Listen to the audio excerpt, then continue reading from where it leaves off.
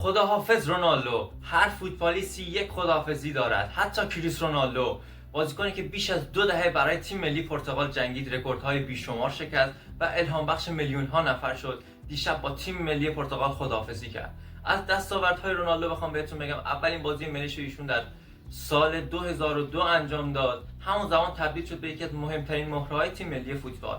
رونالدو رکورد بیشترین بازی ملی و بیشترین گل زده در بازی‌های ملی رو در اختیار دارد. اما چیزی که مهمتر از آن، تأثیری که روی نسل جدید داشت.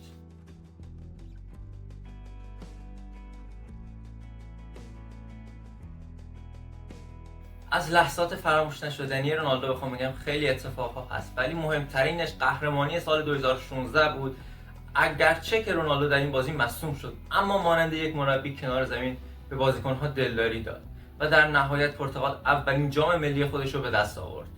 بعد از این اتفاق قهرمانی لیگ ملت‌های اروپا، هتریک‌ها و یکی از هتریک‌های تاریخش مقابل اسپانیا در سال 2018 و گل‌ها و لحظه‌های فراموش نشدنی زیادی رونالدو داره. به نظرتون کدوم لحظه‌ها فراموش نشدنی داره؟ در آخر هم روزی که رونالدو از فوتبال خداحافظی کرد، فقط پایان دوران یک بازیکن نبود، پایان یکی از بزرگترین فصل‌های تاریخ فوتبال بود. شاید دیگر بازیکنی به بزرگی رونالدو در تاریخ ما نبینیم. جای خالی رونالدو همیشه در پرتغال و حتی در بازی‌های باشگاهی حس میشه.